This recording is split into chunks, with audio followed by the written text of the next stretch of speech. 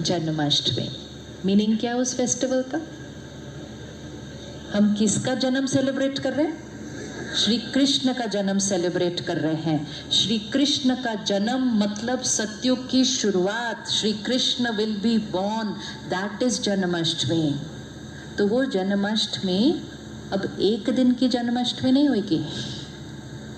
अब हमें ऐसा संस्कार क्रिएट करने हैं कि the Satyugi souls will start getting born again on this planet. Shri Krishna Janmashtami will be the world. That is what Bharat will become. Shri Krishna will be born. That is why every year we are celebrating Janmashtami. जब श्री कृष्ण का जन्म होता है तो क्या दिखाते हैं? अंधकार होता है, जेल के दरवाजे खुल जाते हैं, दिखाते हैं ना, जेल के दरवाजे खुल जाते हैं और एक पीपल के पत्ते पे वो प्योर राजकुमार पैदा होकर आ जाता है, विच मीन्स कलयुग की रात होगी। जेल के दरवाजे खुल जाएंगे मतलब ये सारी जेल जो वाइसेस की जिसमें हमने अपने आप को बांध लिया है, we are a slave to our own weaknesses and our own vices, वो जेल के दरवाजे खुल जाएंगे। एंड पीपल के पत्ते पे मतलब वो भारत का नक्शा है कि भारत के अंदर वो श्री कृष्ण का जन्म होगा। वो श्री कृष्ण भारत में ही आएगा, इसलिए भारत की तरफ सारे विश्व की नजर है। The whole world is looking towards Bharat today, that Bharat will become again that. What is everybody looking to the world? What is the world looking for at Bharat? Bharat फिर से क्या बनेगा? भारत फिर से क्या बनेगा?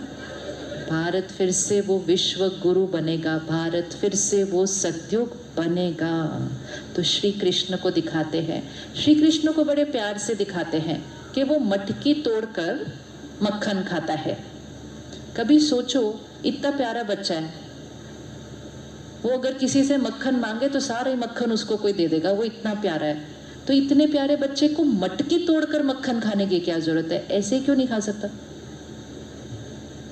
क्यों नहीं खा सकता? हाँ जी,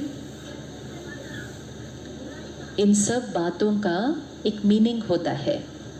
मक्खन खाना मतलब ज्ञान रूपी मक्खन खाना। श्री कृष्ण बनना है तो ज्ञान रूपी मक्खन खाना पड़ता है। रोज ज्ञान रूपी मक्खन मतलब स्पिरिचुअल नॉलेज का मक्खन रोज खाना है। शंकरा टीवी रोज सुबह सुबह सबको क्या दे रहा है? मक्खन ही तो खिला रहा है सबको मक्खन ही खिला रहा है ना। Spiritual knowledge coming to your homes every day, that is makhan. लेकिन मक्खन अंदर जाए उसके लिए ईगो रूपी मटके को पहले तोड़ना पड़ता है। बॉडी कॉन्शियस का जो ईगो रूपी मटका है ना, उसको तोड़ो, तब वो ज्ञान रूपी मक्खन अंदर जाता है। फिर दिखाते हैं कि श्री कृष्ण क्या करते थे? गोपियों के वस्त्र चुराते थे। अभी श्री कृष्ण प्रिंस देवता, वो कभी चोरी थोड़ी करेंगे। वो गोपियों के वस्त्र चुराते थे, लेकिन गोपियां फिर भी उनको इतना प्यार करती थी। इसका मीनिंग क्या?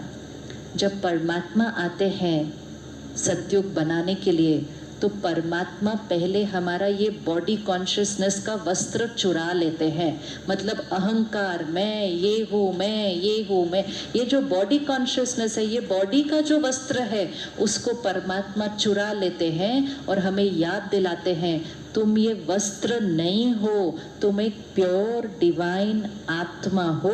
तो हमारा वस्त्र वो चुरा लेते हैं, हमारा बॉडी कॉन्शियसनेस वो चुरा लेते हैं। और जब वो हमारा बॉडी कॉन्शियसनेस चुरा लेते हैं तो हर आत्मा परमात्मा के साथ जुड़ जाती है। तो उसके लिए क्या दिखाते हैं कि श्री कृष्ण सारी गोपियों के साथ क्या कर रहे हैं? रास कर रहे हैं।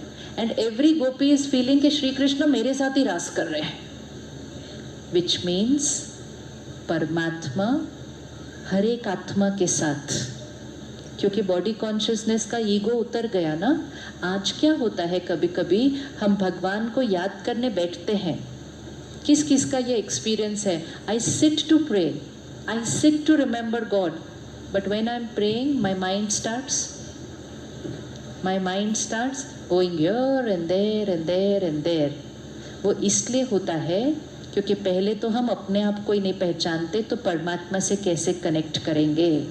खुदा को जानने से पहले खुद को जानना पड़ता है, खुद को जाने बिना खुदा से संबंध नहीं जुड़ पाता है। तो first thing, I am a soul, this has to be practiced, and only when I am in soul consciousness stage I will be able to get connected to God. तो पहले अपना वो बॉडी कॉन्शियसनेस का वस्त्र छोड़ देना है, तब परमात्मा के साथ रास होनी शुरू हो जाएगी, मतलब तब भगवान के साथ कनेक्शन जुड़ना शुरू हो जाएगा। एंड जब परमात्मा के साथ कनेक्शन जुड़ना शुरू हो जाता है तो ये जो रास चलती है ना सारी गोपियों की, ये हमारी फैमिली रिलेशनशिप्स में होने लग जाएंगे। रास में क्या होता है, रास में एक ऐसे मारता है, सामने वाला ऐसे मारता है।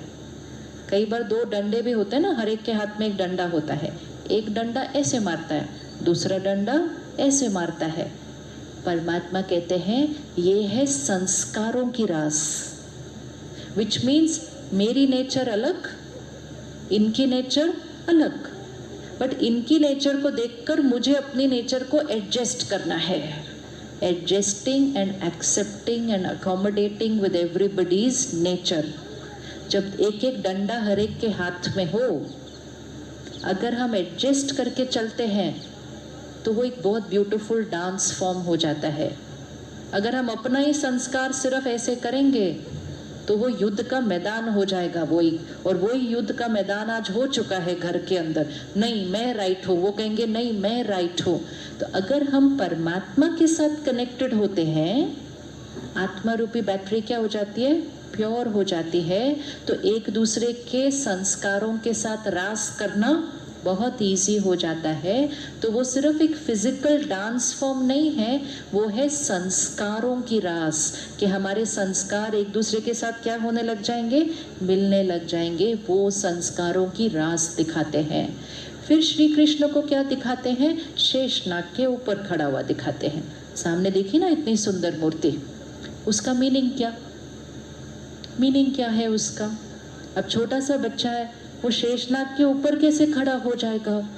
उसका मीनिंग है, when I the soul connect to God, energize myself, I become a master over my vices. I am standing on the Sheshnag, which means the vices are below me and I stand over the vices. I am not a victim to my vices. I become a master over my vices. तो वो ऐसे खड़े हो जाते हैं। फिर क्या दिखाते हैं कि वो गोवर्धन पर्वत उठाना था, तो कैसे वो गोवर्धन पर्वत उठाया। फोटो में क्या दिखाते, एक एक उंगली, which means one person cannot create Satyug, one community cannot create Satyug. Satyug will get created by everyone's one finger of cooperation. Each one will contribute and we will lift this Govardhan Parvat and we will change the world from Kalyug to Satyug. And फिर क्या दिखाते हैं कि श्री कृष्ण ने महाभारत युद्ध में क्या दिखाते हैं, क्या किया। तो कई बार प्रश्न नहीं उठता कि देवी देवता श्री कृष्ण हिंसा का ज्ञान कैसे दे सकते हैं, ये कैसे कह सकते हैं तुम इसको मारो तुम इसको मारो। तो this is all symbolic, it is all taught to us to learn how to live life.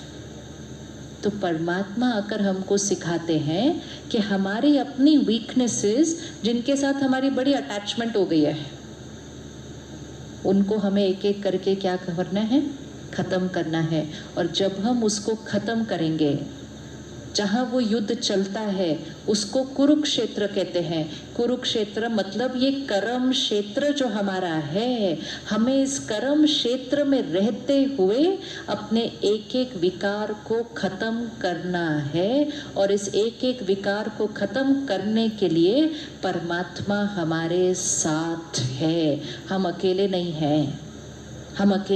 हैं। कौरव इतनी बड़ी सेना एक साइड, पांडव 5, वहाँ पे सेना, यहाँ पे कुछ नहीं, वो 100, यहाँ पे 5। फिर भी जीत किसकी हुई, फिर भी जीत पांडव की हुई।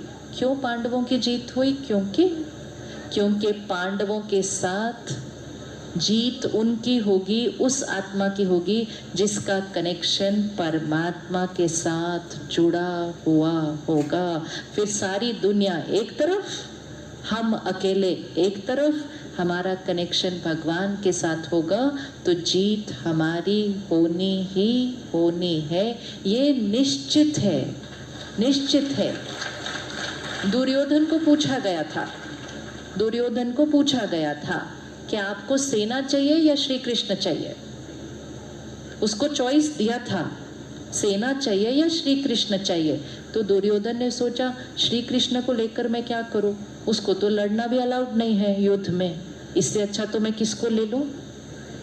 ऐसे ही हमें भी चॉइस मिलती है, परमात्मा को चूज कर रहे हो या दुनिया को चूज कर रहे हो।